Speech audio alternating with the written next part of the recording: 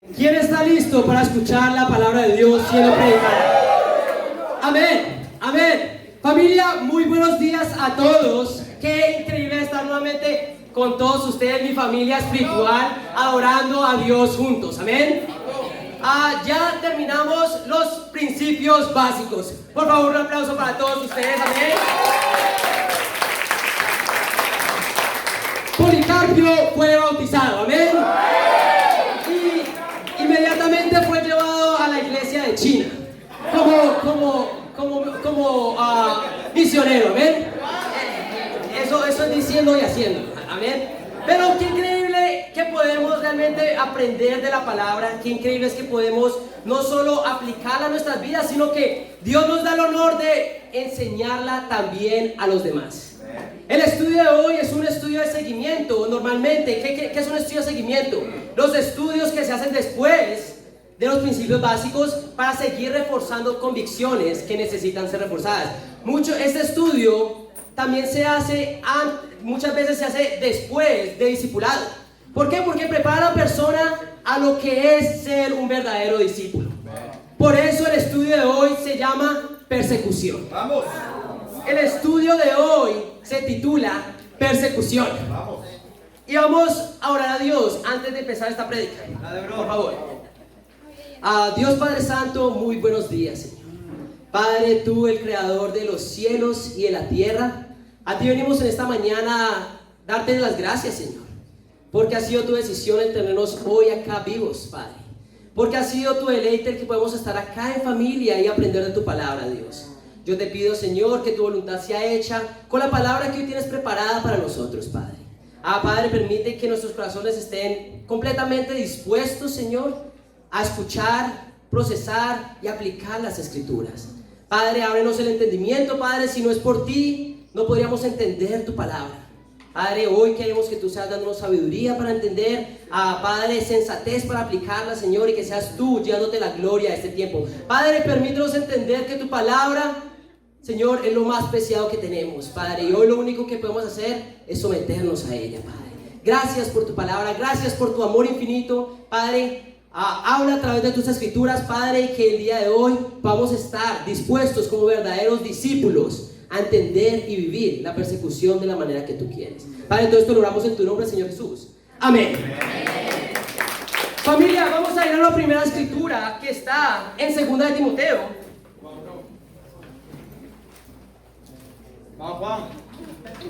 Vamos a ir a 2 de Timoteo, versículo 3, versículo 12. Y esta es nuestra escritura inicial. Esta escritura es la que va a abrir un mundo de lo que es el mundo de la persecución. Pero en 2 de Timoteo 3, versículo 12, dice así: Asimismo, serán perseguidos todos los que quieran llevar una vida piadosa en Cristo Jesús. Wow, esta escritura nos dice: asimismo serán perseguidos todos los que quieran llevar una vida piadosa en Cristo Jesús. ¿Qué quiere decir esto? Que si tú quieres vivir como un verdadero discípulo de Jesús, la persecución va a ser algo seguro en tu vida. No es por si acaso, no, va a pasar. Todo el que quiera vivir como Jesús. Alégrate si el día de hoy estás siendo perseguido. ¿Por qué? Porque estás viviendo como Jesús. Hoy queremos entender, hoy queremos realmente ver de una forma espiritual lo que es la persecución. Una persona que no está siendo perseguida es una persona que no está viviendo en Cristo Jesús. Porque es una promesa de la palabra. Todo el que quiera vivir una vida piadosa será perseguido. Entonces, el título de mi clase hoy es persecución. Y el primer punto es: Jesús fue perseguido. Jesús fue perseguido. Vamos a ir a Marcos 3 y vamos a leer desde el versículo 20 y vamos a entender primero por qué. ¿Por qué la persecución es algo seguro en la vida de un discípulo, de un cristiano? Bueno, el primer punto es: Jesús fue perseguido. Vamos a ir todos a Marcos 3. La escritura nos enseña que es una realidad para todo discípulo. Si la persecución es parte de nuestras vidas, podemos decir que realmente estamos viviendo en Cristo. En Marcos 3, versículo 20 dice así: Luego entró en una casa y de nuevo se aglomeró tanta gente que ni siquiera podían comer él y sus discípulos. Cuando se enteraron sus parientes, salieron a hacerse cargo de él porque decían, está fuera de sí. ¿Qué está pasando acá, familia? Acá está Jesús y sus discípulos predicando, están entrando en una casa y están enseñando a las personas acerca del reino de Dios y lo que realmente es seguir a Dios. Su familia llega y se da cuenta que no había comido en mucho tiempo. Dice que Jesús, dice ahí, que ni siquiera podían comer él y sus discípulos. Jesús había pasado un tiempo largo sin comer y las personas, su familia, vino a recogerlo a él, vino a llamarlo y decían, él está fuera de sí. Él está fuera de sí. Estaban diciendo, venimos por Jesús porque él está loco. Hay algo que le está pasando en la cabeza. Él está mal de la cabeza. ¿Entiendes que Jesús fue llamado loco? Y vemos acá que esta es la persecución que recibió Jesús de su propia familia. La realidad, familia, es que nosotros también vamos a ser perseguidos por nuestra familia. Muchas veces como discípulos vamos a hacer cosas que para el mundo no tienen sentido. Y las personas nos van a llamar locos. ¿Cuántas veces no has comido tú porque has priorizado un estudio bíblico? Muchos de nosotros. Y cualquier persona diría, pero por primero come y después arreglas eso. Para Jesús la prioridad fue enseñar la palabra de Dios y por esto mismo fue llamado loco. ¿Estás dispuesto tú a ser llamado loco por la palabra de Dios también? La pregunta. Las personas nos van a llamar locos. Vamos a ver cómo responde Jesús ante la persecución de su familia. Vamos a leer el mismo capítulo, versículo 31. Dice así: en eso llegaron la madre y los hermanos de Jesús. Se quedaron afuera y enviaron a alguien a llamarlo, pues había mucha gente sentada alrededor de él. ¿Qué está pasando? Está aglomerado un grupo de gente alrededor de Jesús y su familia no puede alcanzarlo. Entonces mandan a alguien a que lo llame. Llega la persona donde Jesús y sigue leyendo. El versículo 32 dice, pues había mucha gente sentada alrededor de él. Mira, tu madre y tus hermanos están afuera y te buscan, le dijeron. ¿Quiénes son mi madre y mis hermanos? Wow. Replicó Jesús. Luego echó una mirada a los que estaban sentados alrededor de él y añadió, aquí tienen a mi madre y a mis hermanos. Cualquiera que hace la voluntad de Dios es mi hermano, mi hermana y mi madre. ¡Wow! Esta persona que fue mandada a llamar a Jesús le dice, mira Jesús, afuera esperando está tu madre y tus hermanos y tus hermanas. Y Jesús se queda pensando, pero ¿quiénes son mi madre? ¿Quiénes son mis hermanos y mis hermanas? Y comienza a darle un vistazo a las personas que están a su alrededor. Estas personas son mi madre, mis hermanos y mis hermanas. Todo el que hace la voluntad de Dios es mi madre, mis hermanos y mis hermanas. Pero Jesús, ¿qué estaría pensando tu familia si oye lo que estás diciendo? ¿Qué estaría pensando tu familia al decir que esta es tu familia, no la que está afuera? Familia, muchas veces luchamos con entender que Jesús prioriza la familia espiritual por encima de la familia física. Punto. ¿Qué quiere decir? ¿Que Jesús no ama a su familia física? No, no quiere decir eso. Pero quiere decir que Jesús prioriza a su familia espiritual. Yo recuerdo, familia, cuando yo tomé la decisión de ser un discípulo. Y recuerdo que mis padres vivían a 2 horas y media, 3 horas de donde yo me hice discípulo. Yo me hice discípulo en Miami. Fue increíble y ellos de vez en cuando los fines de semana venían a visitarme. Y recuerdo que ellos llegaron un sábado en la noche y el domingo en la mañana, ok, ¿qué vamos a hacer todos juntos? Yo voy a ir a la iglesia. ¿Qué? Venimos a visitarte y tú quieres ir a la iglesia un domingo cuando estamos acá. ¿Por qué no puedes hacerlo cuando no estamos acá? Ellos no entendían. Ellos no entendían que era mi responsabilidad como verdadero cristiano poner a mi familia espiritual por encima de mi familia física. Y mis padres entendían la palabra y les mostré esta escritura. Recuerdo la mirada de mi padre. Me dice, entiendo, hijo. Puede ser. Pero eso es una respuesta que todos quisiéramos recibir. Pero ¿qué pasa cuando tu padre te dice, no, estás loco? ¿Qué es lo que vas a hacer tú? Aún tienes la convicción de que la familia espiritual va por primero que la familia física. ¿Tienes las mismas convicciones de Jesús? Les digo una cosa, familia, estas convicciones van a producir conflictos en tu familia. Y las produjeron con Jesús también. Imagínate cuando la familia de Jesús oyó estas cosas. Pero yo quiero animarte en una escritura que está en Hechos 1. Jesús priorizó su familia espiritual. Hoy quiero preguntarte, ¿puedes decir tú lo mismo? Como seguidor de Jesús, ¿puedes decir que tienes la misma convicción que Jesús y estás dispuesto a enfrentar persecución por ella? Bueno, en Hechos 1 vamos a leer versículo del 12 al 14. Déjenme saber cuando estén ahí, familia. Hechos 1, versículo 12 dice así. Les voy a dar un poco de contexto, familia. Acá Jesús ya ha sido crucificado, ya murió y resucitó y ya fue llevado al cielo. Después de esto es lo que está pasando con sus discípulos en el versículo 12. Entonces regresaron a Jerusalén desde el monte llamado Los Olivos, situado aproximadamente a 1 kilómetro de la ciudad. Cuando llegaron, subieron al lugar donde se alojaban. Estaban allí Pedro, Juan, Jacobo, Andrés, Felipe, Tomás, Bartolomé, Mateo, Jacobo hijo de Alfeo, Simón el celote y Judas hijo de Jacobo. ¿Estaban quién? Todos sus apóstoles, todos los discípulos. Versículo 14. Todos en un mismo espíritu se dedicaban a la oración junto con las mujeres y con los hermanos de Jesús y su madre María. Después de que Jesús vivió, murió, resucitó y fue llevado al cielo, ¿quién estaba ahí con los discípulos? Su familia física, que en este momento era parte de su familia espiritual también, ¿amén? El priorizar a tu familia espiritual no solo es una convicción de Jesús, es la convicción de Jesús, priorizar a tu familia espiritual, pero también priorizar a tu familia espiritual es el inicio para que tu familia física conozca realmente a Dios. Jesús nunca quiso lastimar a su familia física, aunque muchas veces lo hizo por medio de sus convicciones. Pero no era Jesús queriendo hacer daño a ellos, eran ellos no entendiendo la voluntad de Dios.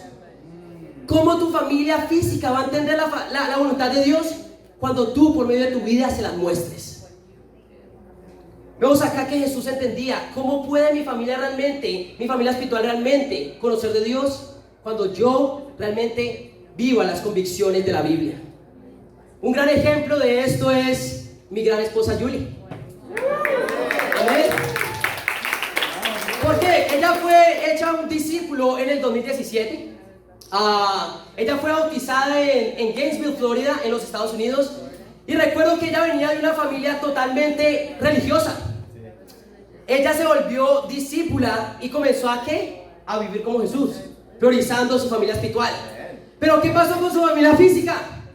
Bueno, su madre decía, no entiendo lo que estás haciendo. No entiendo por qué de un momento a otro cambiaste tanto. Y al lado de su madre está su hermana, llamada Chelsea. ¿Por qué nos estás cambiando? ¿Por qué tienes que hacer eso? Y yo sé que a Juliana le dolía el corazón ver a su familia siendo lastimada por sus convicciones. Pero llegó el momento en que Chelsea se dio cuenta también que las personas religiosas a su alrededor estaban cada vez más mal. Y que realmente la religión de las personas que ella había visto crecer en la religión no cambiaban. Es más, empeoraban. Excepto por una cristiana en su vida, que era su hermana física, Julie. Cada vez Julie estaba mejor. Cada vez Julie cambiaba más a ser más como Jesús. Y ella tomó la decisión de darle un chance a la Biblia. Bueno, haciendo el cuento largo corto, Chelsea fue bautizada hace 2 semanas. ¿Amén? Y hoy está con nosotros el día de hoy. ¿Tú quieres ver a tu familia llegando al reino de Dios? Prioriza a tu familia espiritual. Ellos van a ver tus convicciones y se van a dar cuenta realmente que es el reino de Dios. Y eso Jesús lo entendía. Pero la pregunta es, ¿estás dispuesto a vivir y soportar la persecución que esto traiga? Vamos, Juan. Bueno, Jesús fue perseguido. ¿Están conmigo, familia? Bueno, bro. Vamos a ir ahora a Juan 7. Vamos, Juan. Su familia no fue la única que persiguió a Jesús. Vamos a ir a Juan 7, versículo 12. Indica. Vamos a ver qué dice Juan 7, versículo 12. Dice así: entre la multitud corrían muchos rumores acerca de él. ¿Acerca de quién? Acerca de Jesús. Unos decían, es una buena persona. Otros alegaban, no, lo que pasa es que engaña a la gente. Sin embargo, por temor a los judíos, nadie hablaba abiertamente. ¿Qué estaban diciendo de Jesús algunos de los judíos? Algunas personas de la multitud que decían, Jesús es una buena persona. Amén. Yo creo que Jesús fue una buena persona. Amén. Sí. Realmente tienes que ser un poco, pues tienes que ver simplemente un poquito para darte cuenta que Jesús era más que una buena persona. Pero estas personas al menos podían ver un poquito. Decían, ok, él es una buena persona. Pero otros que estaban totalmente ciegos decían, no, lo que pasa es que engaña a la gente. Wow.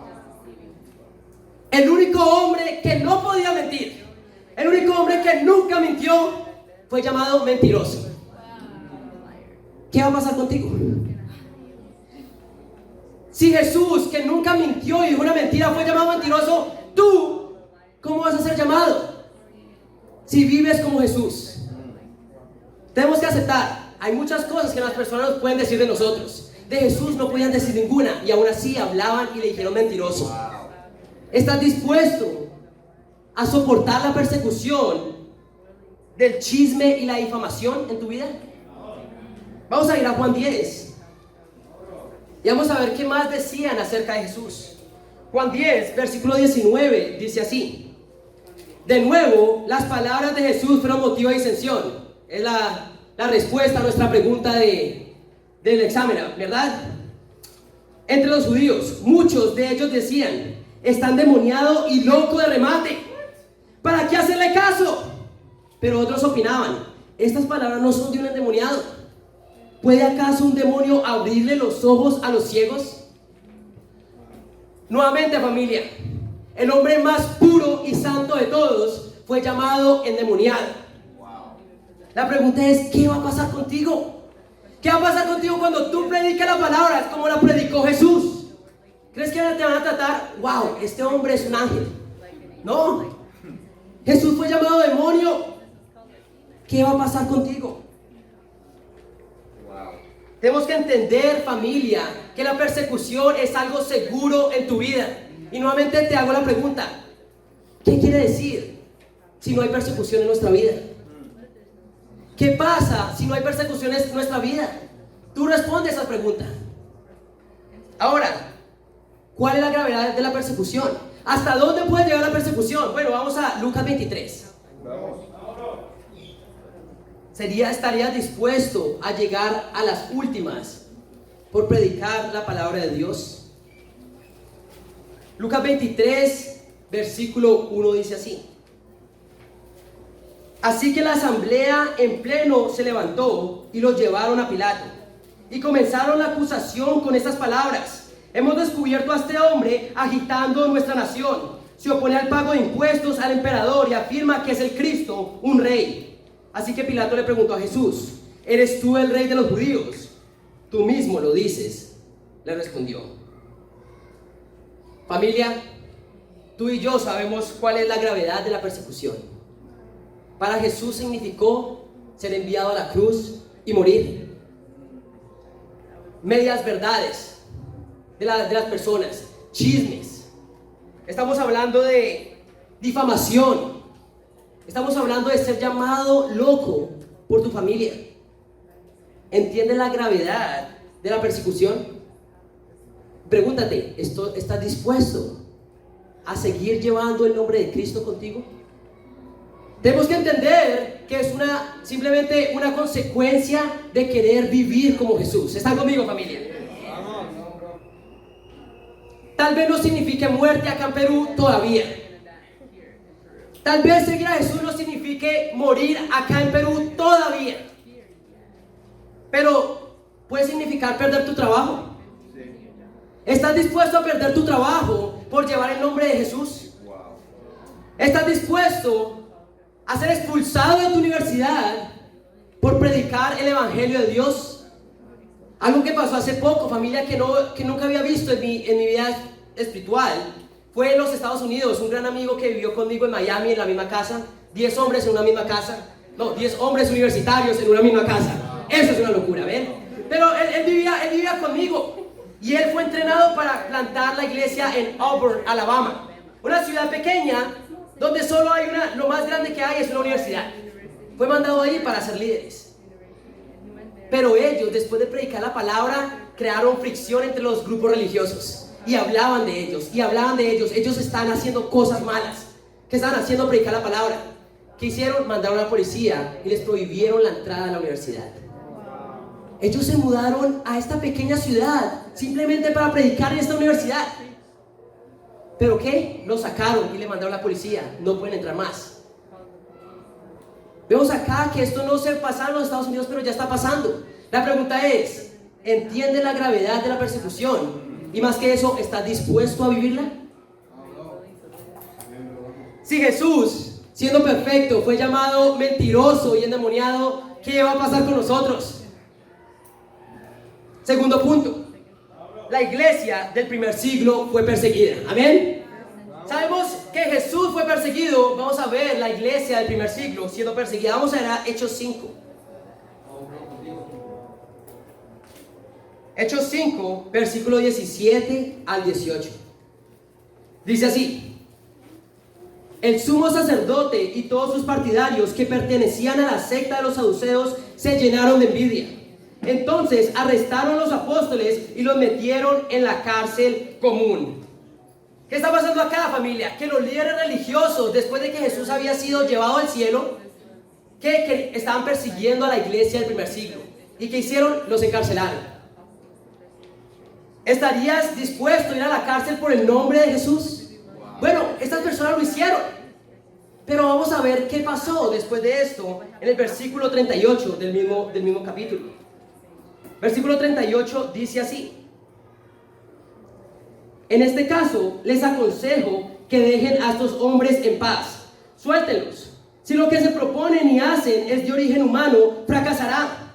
Pero si es de Dios, no podrán destruirlos. Y ustedes se encontrarán luchando contra Dios. Se dejaron persuadir por Gamaliel. Entonces llamaron a los apóstoles y luego de azotarlos, les ordenaron que no hablaran más en el nombre de Jesús. Después de eso, los soltaron. Así pues, los apóstoles salieron del consejo llenos de gozo por haber sido considerados dignos de sufrir afrentas por causa del nombre. Y día tras día, en el templo y de casa en casa, no dejaban de enseñar y anunciar las buenas nuevas de que Jesús es el Mesías. No importa quién tú seas, tú tienes que admirar a estos hombres. Estos hombres estaban predicando en el templo. Predican en el templo y los religiosos llegan por ellos. Y les dicen, ¿sabe qué? Ustedes no pueden hacer eso. Y los arrestan. En medio de la noche llega un ángel y les abre las puertas de la cárcel. Pero el ángel no les dice, vayan a su casa y descansen. Ustedes han pasado por mucho el día de hoy. No, dicen, vayan al mismo lugar que los arrestaron y sigan predicando la palabra. ¿Y qué hacen ellos? Exactamente eso. Nuevamente, los arrestan nuevamente y les dicen, ¿qué vamos a hacer con estas personas? Dice, y Gamaliel entra diciendo, mire, si lo que estos hombres están haciendo no es de Dios, va a fracasar. Pero si ustedes están luchando con estos hombres y esto que están haciendo ellos es de Dios, ustedes se encontrarán luchando contra Dios. Eso me llena de esperanza. Una persona que está en contra de los discípulos no está en contra de los discípulos, está en contra de Dios. Pero ¿cuál fue la respuesta de estas personas después de ser azotados? En el versículo 41 dice, así pues, los apóstoles salieron del consejo llenos de gozo por haber ser considerados dignos de sufrir afrentas por causa del nombre. Familia, la persecución es el mejor halago que podemos recibir de Dios. La persecución es el mejor halago que podemos recibir de Dios. ¿Por qué? Porque nos está diciendo Dios, ustedes están haciendo lo correcto. La persecución es el mejor halago que podemos recibir de parte de Dios. Estas personas son completamente felices. ¿Por qué? Porque sabían que estaban imitando a Jesús. Yo quiero preguntarte, familia, ¿entiendes tú, primero que todo, la gravedad de la persecución? Pero nuevamente, ¿entiendes la alegría que hay detrás de la persecución? Cuando tú eres perseguido y te llaman mentiroso y te llaman por nombres, lo único que te están diciendo es, tú eres como Jesús. Vamos a ir a Hechos 28. Hechos 28, versículo 21 al 22. La iglesia del primer siglo fue perseguida. Hechos 28, versículo 21 dice así: nosotros no hemos recibido ninguna carta de Judea que tenga que ver contigo, le contestaron ellos, ni ha llegado ninguno de los hermanos de allá con malos informes o que haya hablado mal de ti, pero queremos oír tu punto de vista, porque lo único que sabemos es que en todas partes se habla en contra de esta secta. La iglesia del primer siglo fue bastante controversial. Y todas las personas estaban oyendo de la iglesia del primer siglo. Las personas estaban hablando de la iglesia y la iglesia era llamada una secta. La iglesia de Dios fue llamada una secta. Si como iglesia queremos imitar a la iglesia del primer siglo, ¿cómo vamos a ser llamados también? Secta. Y no es un secreto. Y si es un secreto, ya no es un secreto. Las iglesias cristianas internacionales son llamadas secta alrededor del mundo. ¿Por qué? Porque se veía venir, porque lo vemos en las escrituras que tenía que pasar. La pregunta es, ¿qué pasa cuando tu iglesia no está siendo perseguida? ¿Es la iglesia del primer siglo? No me malentiendan, hay sectas allá afuera. La realidad es que hay sectas allá afuera que están controlando a las personas mentalmente y que los están haciendo hacer cosas locas. Hay sectas. No todo grupo llamado secta es la iglesia del primer siglo, pero la iglesia del primer siglo en el siglo XXI va a ser llamado secta. Es la realidad. ¿Sabes que somos llamados secta? Qué increíble, porque a la iglesia del primer siglo también. La iglesia del primer siglo fue perseguida. Ahora tienes que entender por qué va a haber persecución, por qué las personas nos van a llamar secta. ¿Qué es lo que estamos haciendo que las personas nos tratan de esa manera como trataron a la iglesia del primer siglo? Bueno, vamos a ir a 1 Timoteo 4:16. ¿Por qué tú vas a ser perseguido? ¿Por qué la iglesia de ahorita va a ser perseguida? Si tu iglesia no está siendo perseguida, ¿qué implica eso? 1 Timoteo 4, versículo 16. La realidad, familia, es que la gente va a perseguir porque sí, porque no y porque tal vez. Cualquier razón es buena para perseguir. Las personas van a perseguir y te van a llamar mentiroso por todo. Pero en 1 Timoteo 4:16 dice esto: ten cuidado de tu conducta y de tu enseñanza. Persevera en todo ello, porque así te salvarás a ti mismo y a los que te escuchen. ¿Qué nos está diciendo la palabra acá? Que tenemos que perseverar en dos cosas.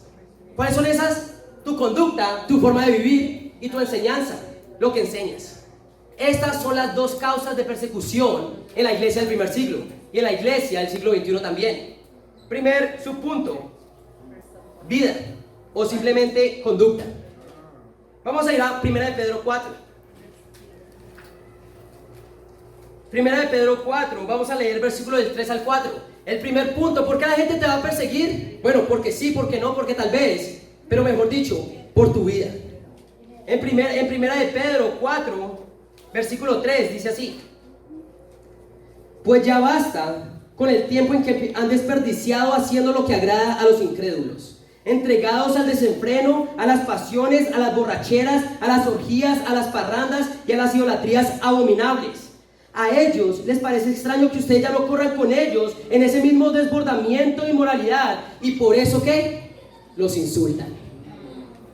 Tú vas a ser insultado porque ya no estás viviendo como viven las personas en el mundo.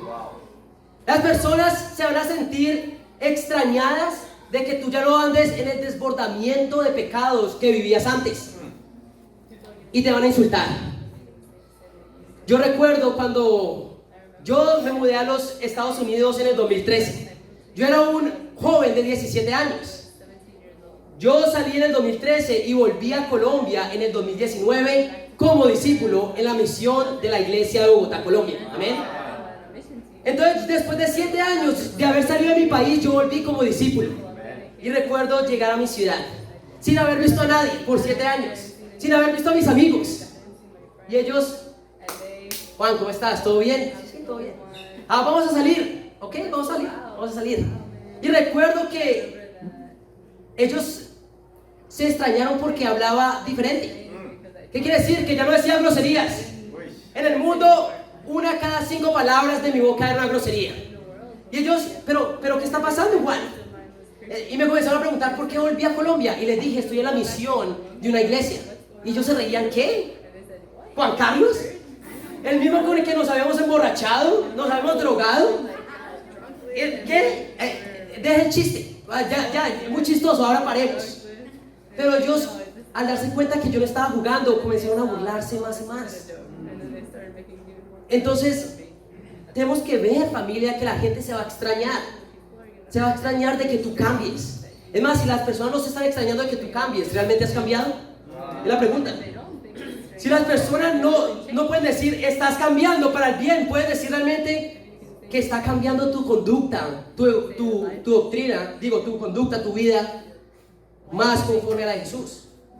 Vamos a ir a 1 de Pedro 4, pero ahora versículos del 12 al 16. Dice así: queridos hermanos, no se extrañen del fuego de la prueba que están soportando, como si fuera algo insólito. Al contrario, alégrense de tener parte en los sufrimientos de Cristo, para que también sea inmensa su alegría cuando se revele la gloria de Cristo. Dichosos ustedes si los insultan por causa del nombre de Cristo, porque el glorioso Espíritu de Dios reposa sobre ustedes. Que ninguno tenga que sufrir por asesino, ladrón o delincuente, ni siquiera por entrometido. Pero si alguien sufre por ser cristiano, que no se avergüence, sino que alabe a Dios por llevar el nombre de Cristo. Familia, no podemos intimidarnos por la persecución. Las personas se van a extrañar y te van a hablar cosas, te van a llamar mentiroso, te van a calumniar, te van a llamar engañador por vivir de una manera diferente.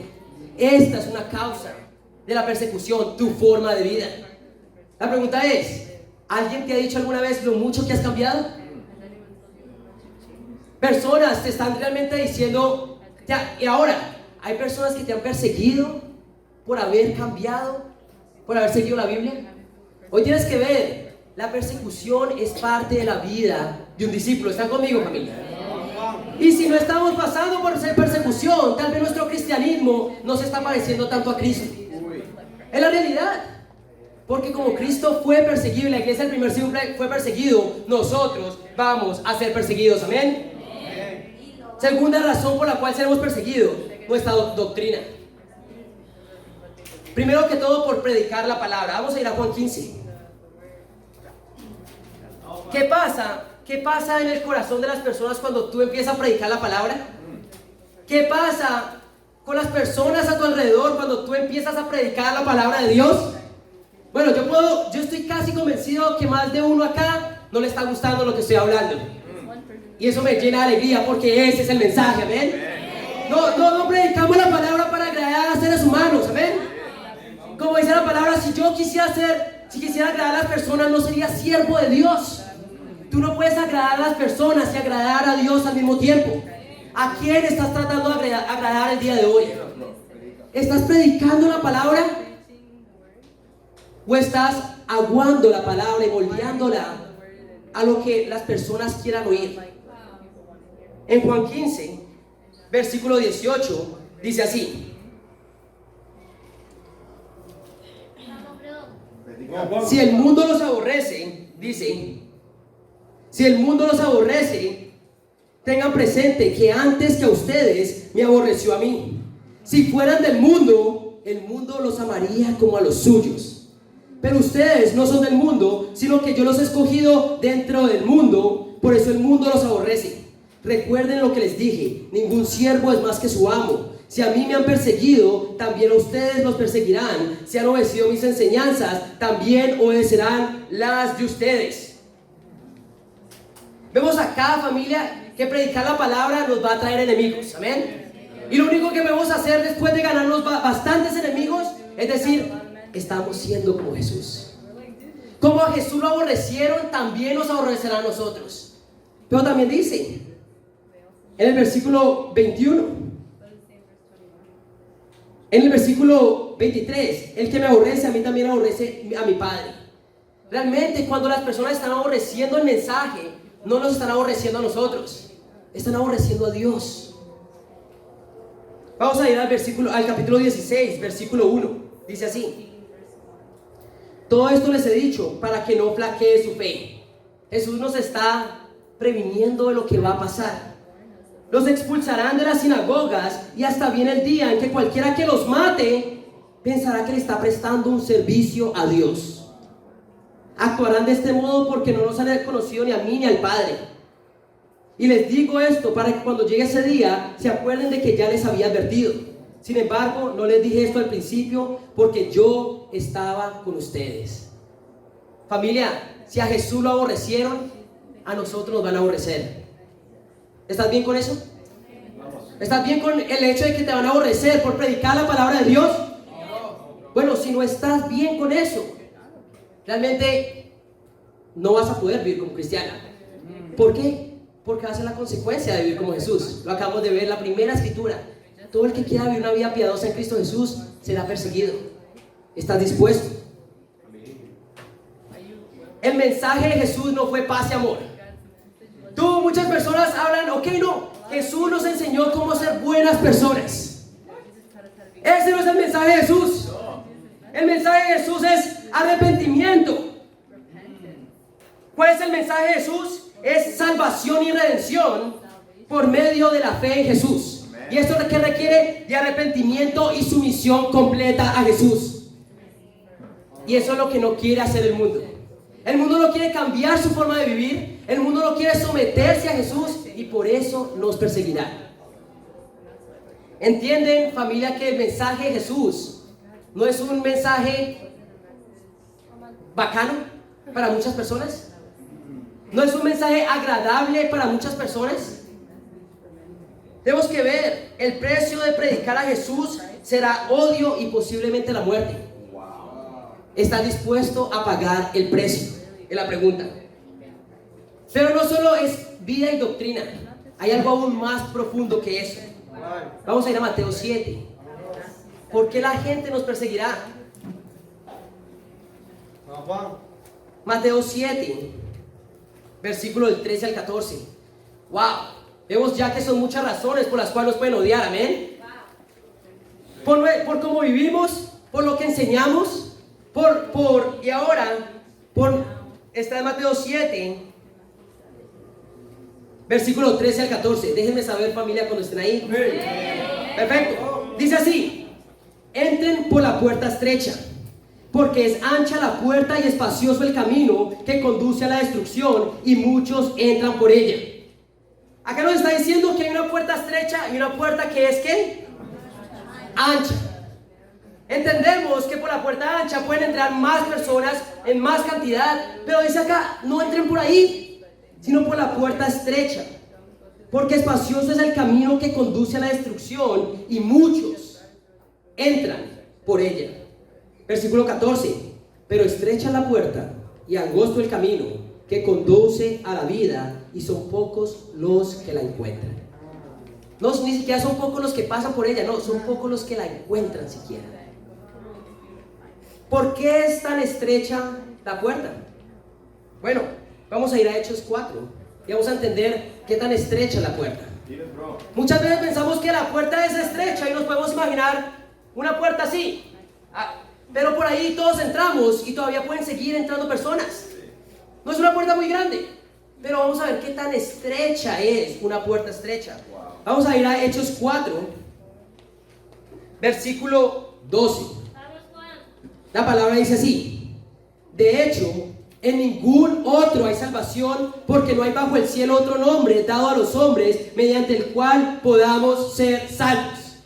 ¿De qué está hablando? Del nombre de Jesús. ¿Qué quiere decir esto? Que no se encuentra salvación en otra persona que no sea en el nombre de Jesús. Vamos a pensar en esto. Vamos a pensar un poco qué significa esto. Bueno, somos casi 8.000 millones de personas. 8.000 millones de personas en el mundo. Un estimado ahí medio. Pero 2.500 personas dicen creer en Jesús. ¿Qué quiere decir eso? 33% de la población cree en Jesús.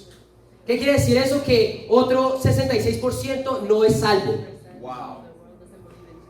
Ateos, agnósticos, musulmanes, budistas, todo lo que ustedes piensen que no creen en Jesús, no son salvos. Wow. Pero ¿entiendes que esos son más de 6.000 millones de almas? Wow. 6.000 millones de almas. Ok, pero no sé si ustedes se ponen a pensar, 33% es un buen número, ¿verdad? No es tan estrecho, es bastante amplio. Bueno, vamos a ir a Hechos 2:36. Vamos, bro. Vamos. Abre los ojos, pues. Hechos 2:36. Y vamos a ver qué tan estrecha se va volviendo esta puerta. Hechos 2:36 dice: por tanto, sépanlo bien todo Israel, que este Jesús a quien ustedes crucificaron, Dios lo ha hecho Señor y Mesías. Cuando oyeron esto, todos se sintieron profundamente conmovidos y les dijeron a Pedro y a los apóstoles: hermanos, ¿qué debemos hacer? Arrepiéntanse y bautícese cada uno de ustedes en el nombre de Jesucristo para perdón de sus pecados, les contestó Pedro, y recibirán el don del Espíritu Santo. En efecto, la promesa es para ustedes, para sus hijos y para todos los extranjeros, es decir, para todos aquellos a quien el Señor nuestro Dios quiera llamar. Y con muchas otras razones les exhortaba insistentemente: sálvense de esta generación perversa. No está solo el creer en Jesús. ¿Qué es lo que nos aleja de Dios? El pecado, ¿verdad? ¿Cuál es el momento en que una persona recibe el perdón de pecados? Cuando dice ahí, ¿qué debemos hacer? Arrepiéntanse y bautícese cada uno de ustedes para el perdón de sus pecados y recibirán el don del Espíritu Santo. Es el arrepentimiento y el bautismo el momento en que alguien es salvo. Pero les voy a decir algo, familia. De esos 2.300 millones de personas, más de 2.250 millones de personas no creen en esto. Hay doctrinas falsas allá afuera, como el bautismo infantil. Hay personas allá bautizando niños. ¿Para qué? Para el perdón de pecados. Pero un niño no se puede arrepentir. Un niño ni siquiera puede tener fe en Jesús. No puede tener conciencia de su pecado para arrepentirse. Bueno, el bautismo infantil es una doctrina que está llevando a miles de millones de personas al infierno. Wow. No está en la Biblia. No está en la Biblia.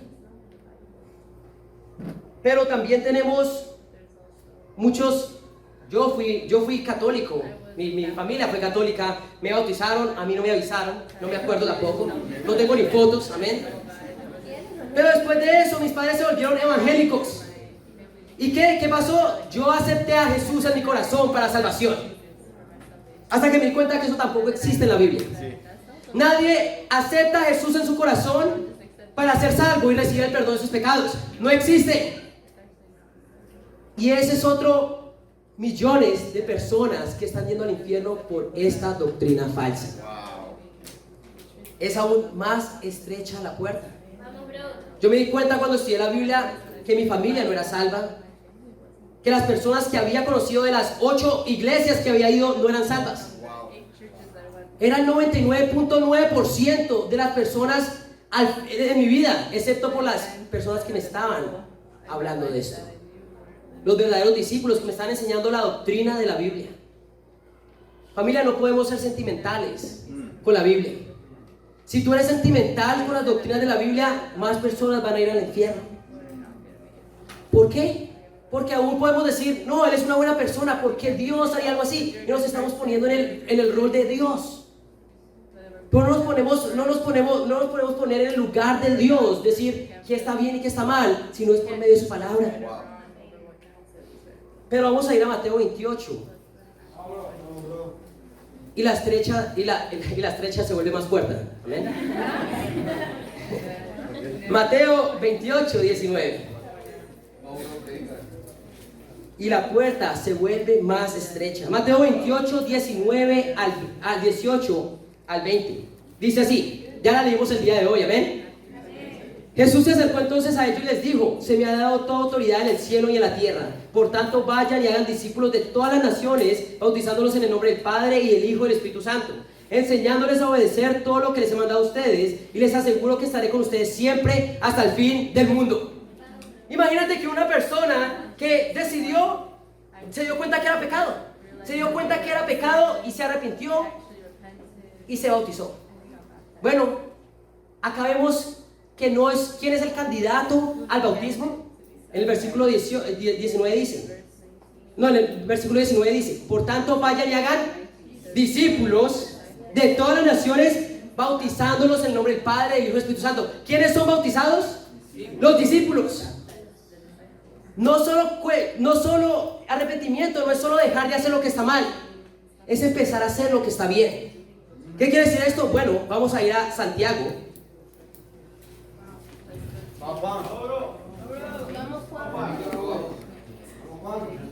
No solo es dejar de hacer lo malo. Santiago 4, versículo 17. Santiago 4, versículo 17 dice así: así que comete pecado todo el que sabe hacer el bien y no lo hace. No es solo dejar de hacer lo malo, se trata de empezar a hacer lo bueno. ¿Qué quiere decir? Empezar a vivir como discípulo. Jesús es muy claro lo que es un discípulo. Un discípulo es el que se niega a sí mismo y carga su cruz todos los días. Discípulo es el que toma como propósito ir a hacer más discípulos. Una persona pudo haber dejado de pecar, arrepentido de su pecado, pero no ha empezado a hacer lo bueno, por lo tanto no ha dejado su pecado. Porque peca todo el que sabe hacer lo bueno y no lo hace. Mi convicción es que todas las personas, y como dice la Biblia acá, todas las personas que saben hacer lo bueno y no lo hacen, son las no discípulas. Una persona que no es discípula todos los días está pecando de esta manera, porque sabe que lo que es bueno y no lo hace. Hoy tenemos que ver, es más estrecha la puerta. Un gran ejemplo de esto es mi hermano físico, Daniel Ricardo Arias. Yo me hice discípulo en el 2018 y mi hermano era una persona bastante religiosa. Él leía su Biblia, él oraba y él se trataba de mantenerse fuera del pecado. Él estudió la Biblia una vez estando en Colombia y se dio cuenta, pero yo ya me bauticé, yo leo la Biblia, yo oro y yo trato de no pecar. Es más, tengo a mi novia y aunque caímos muchas veces en inmoralidad sexual, ya no lo estoy haciendo. Ya, yo soy salvo. Bueno, Dios tuvo que llevarlo a París, Francia. Lo llevó a París, Francia, y él empezó a estudiar la Biblia nuevamente. Y se dio cuenta que él no había empezado a vivir como discípulo. Él se dio cuenta que él sí había dejado muchas cosas de lado, pero él nunca había empezado a hacer lo bueno que él sabía que tenía que hacer. Lo increíble es que estos días he estado hablando con él. Y él trabaja de 7 de la mañana como hasta 5 de la tarde. Y me dice, todos los días estoy saliendo y estoy compartiendo mi fe en las universidades. Estoy en estudios bíblicos enseñando a más personas acerca de Dios. ¿Y sabes qué, hermano? Hoy tuve mi último estudio y esta semana quiero ser bautizado. ¿Amén? Y es increíble porque él entendió que todo el que sabe hacer lo bueno y no lo hace peca. Por lo tanto, si dejaste de vivir una vida de pecado, pero no estás haciendo lo bueno, que es vivir como discípulo, no eres salvo. Porque un discípulo es el único que, es la única persona que pueda ser bautizada según la Biblia. ¿Están conmigo, familia? El camino es estrecho. Y yo no te puedo dar porcentajes. Y no te los voy a dar para no asustarte. Pero son pocos. Otra razón por la cual somos perseguidos. Vamos a volver a Mateo 28. Muchos sabemos, muchos no, pero la gran comisión se divide en 3 pasos. ¿Cuáles son los 3 pasos de la gran comisión? Bueno, vamos a leer el versículo 19. Por tanto, vayan y hagan discípulos. Ese es el primer paso, hacer un discípulo. ¿Qué es hacer un discípulo? Bueno, una persona que por las escrituras aprende a que tiene que empezar a hacer lo bueno y dejar de hacer lo malo. Amén. O sea, comienza a seguir la palabra de Dios. Pero después de eso, dice, bautizándolos en el nombre del Padre, del Hijo y del Espíritu Santo. ¿Qué hay que hacer después de hacer un discípulo? Bautizarlos, amén. Y después de eso dice, enseñándoles, en el versículo 20, enseñándoles a obedecer todo lo que les he mandado a ustedes. ¿Está qué? El enseñar a obedecer después del bautismo. ¿Qué quiere decir esto? Esa es la doctrina del discipulado. ¿Qué quiere decir discipulado? Una persona que nos enseña a qué, a obedecer todo lo que hay en la Biblia. Esos son los 3 pasos. Vamos a ir a Lucas 11 para entender un poco más de este principio. ¿Qué es discipulado? Bueno, en Lucas 11 hay un gran ejemplo acerca de lo que es el discipulado. El versículo 1 dice así: un día estaba Jesús orando en cierto lugar. Cuando terminó, le dijo uno de sus discípulos: Señor, enséñanos a orar, así como Juan enseñó a sus discípulos. Y ahí Jesús habla del Padre Nuestro, ¿verdad? Pero es interesante porque en los tiempos de Jesús le enseñaba a sus discípulos a orar. Pero dice, así como Juan enseñaba a sus discípulos. El discipulado es una persona enseñándote a madurar y a cumplir la voluntad de Dios. Pero vamos a ir a Hebreos 5 para entender más acerca de qué es la doctrina del discipulado. Hebreos 5, versículo 12, dice así. Y esto es un estudio bíblico completo acerca de la persecución, amén. Amén, vamos amor.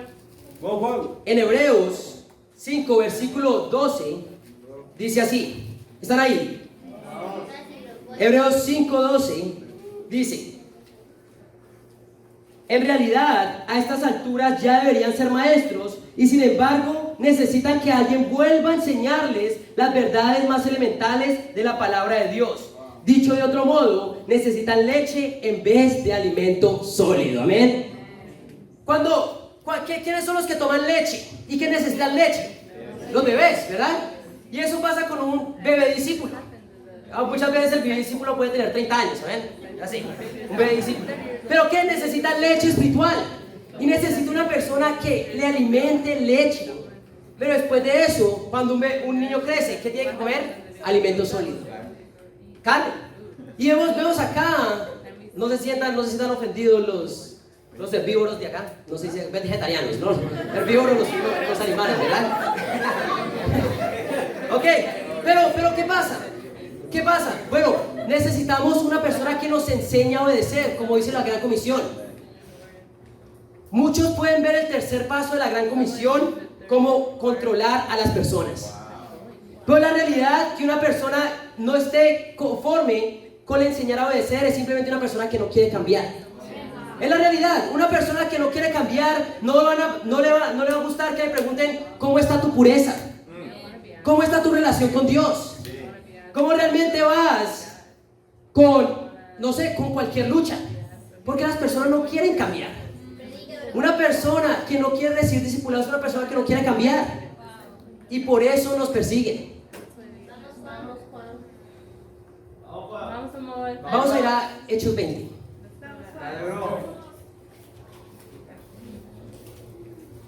Hechos 20, versículo 29 al 31. Pero recuerden, el discipulado es algo que se aplica dentro de la iglesia. Pero va a haber personas que no les va a gustar la doctrina de la Biblia del discipulado.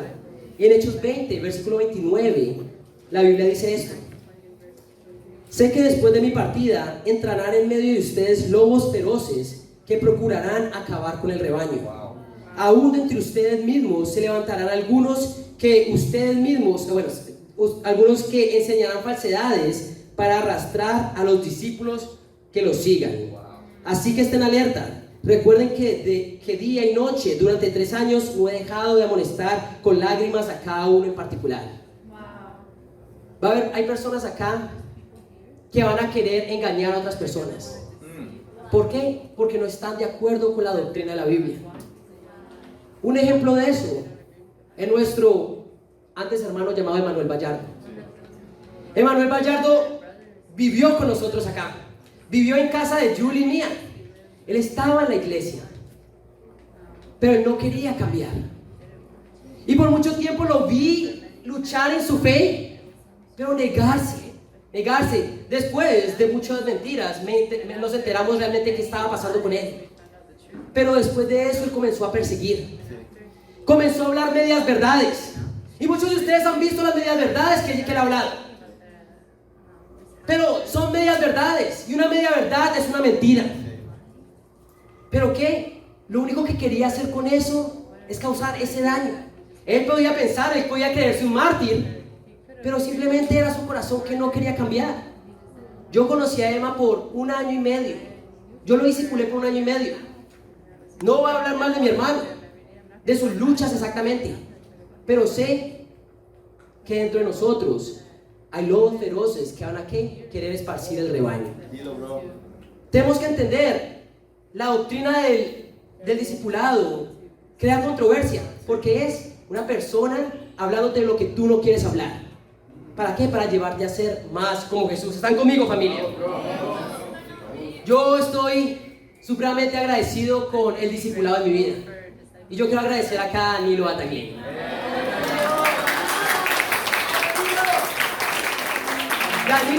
Danilo, bueno, muchos de ustedes no lo conocen. Danilo es el que plantó la iglesia acá en Lima, Perú. Es increíble. Todos ustedes, el 99% de personas lo conocen. Es un gran hombre. Y él está acá porque está esperando a que le salgan sus papeles. ¿Por qué digo está esperando que le salgan sus papeles? Porque yo he llegado a la convicción de que Daniel no está acá por sus papeles. Aunque está esperando eso, él no está acá por eso. Él venía a ayudarme a mí. Pero Dios sabía cómo hacerlo. Yo creo que me he dado cuenta, gracias a Danilo, de cosas en mi carácter que si él no estuviera acá yo no sé cómo me hubiera dado cuenta. Son cosas que han cambiado mi vida. Y si no fuera por el discipulado, si él no fuera tocando las áreas delicadas de mi vida, ¿qué hombre sería yo el día de hoy? No sé. Pero gracias, hermano, por eso.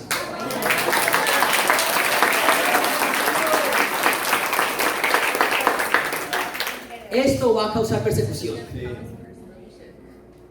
Pero ¿cuál es nuestra actitud al momento de enfrentar persecución? Vamos a ir a Mateo 5, versículo 10, para darle cierre a esta prédica. Amén. Mateo 5.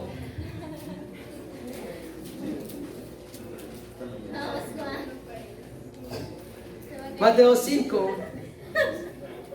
Vamos a leer versículo del 10 al 12. Dice así. Mateo 5, el versículo 10 dice: dichosos los perseguidos por causa de la justicia, porque el reino de los cielos les pertenece. Dichosos serán ustedes cuando por mi causa la gente los insulte, los persiga y levante contra ustedes toda clase de calumnias. Alégrense y llénense de júbilo, porque les espera una gran recompensa en el cielo. Así también persiguieron a los profetas que los precedieron a ustedes. ¿Cuál es nuestra respuesta ante la persecución? La alegría, amén. ¿Por qué? Porque es que Jesús mismo diciéndonos, ustedes están siendo realmente, ¿cómo se diría ahí?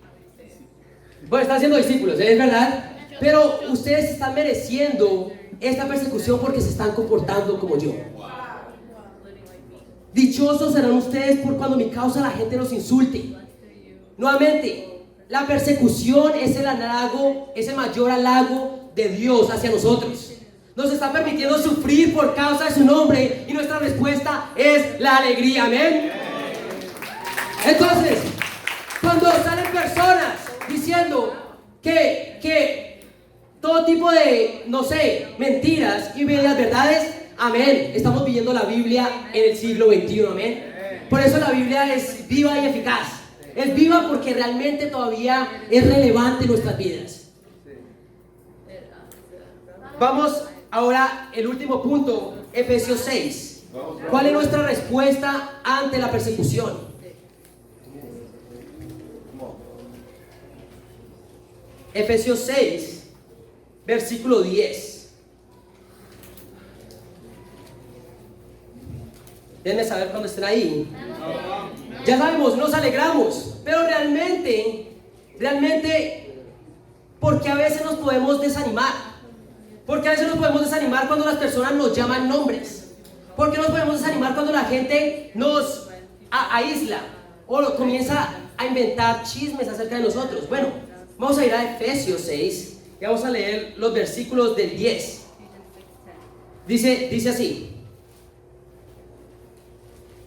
Efesios 6, versículo 10 dice: por último, fortalézcanse con el gran poder del Señor. Pónganse toda la armadura de Dios para que puedan hacer frente a las artimañas del diablo. Porque nuestra lucha no es contra seres humanos, sino contra poderes, contra autoridades, contra potestades que dominan este mundo de tinieblas, contra fuerzas espirituales malignas en las regiones celestiales. Por lo tanto, pónganse toda la armadura de Dios para que cuando llegue el día malo puedan resistir hasta el fin con firmeza.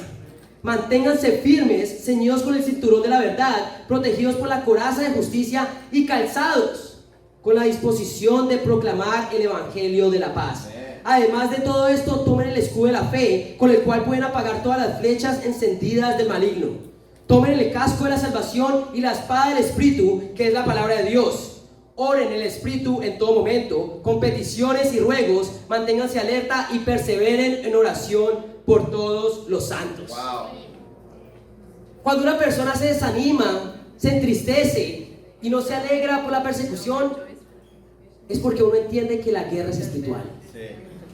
Cuando te das cuenta que la guerra es espiritual y te persiguen, lo único que puede venir a tu mente es: estoy siendo tratado como Jesús. Estoy siendo tratado como los apóstoles en el primer siglo. Pero ¿qué nos dice acá? Fortalezcanse en el gran poder del Señor. Cuando una persona realmente es presentada a persecución y no va a Dios, no está entendiendo la guerra espiritual. Realmente la persecución nos puede aplastar si no estamos usando el poder de Dios en nuestras vidas. Por eso es lo que tenemos que hacer: fortalecernos con Dios. Por eso, ¿qué tenía que hacer yo al ver todos los chismes y medias verdades que dicen de nosotros? Ir a Dios y entender que la guerra es espiritual y estamos siendo dignos de ser perseguidos por Jesús. Amén. En conclusión, familia, hay persecución en la vida de un verdadero cristiano. Nos están llamando locos, mentirosos, nos han llamado secta y lo seguirán haciendo, pero la realidad es que la vida de las personas sigue cambiando. Las personas están oyendo el mensaje y personas que antes tenían adicciones están cambiando. Personas que antes no podían salir de su pecado, se están arrepintiendo. Los pobres están siendo alimentados y cuidados. Y si esto pasó en el primer siglo, también pasará con nosotros. Busquemos siempre familia, no solo hablar como Jesús, sino vivir como Jesús. Y así Dios permitirá ser dignos de persecución. Y si entendemos lo que está pasando en medio de la persecución, podemos realmente alegrarnos. Familia, este es el estudio de persecución y que para Dios sea toda la gloria. Amén.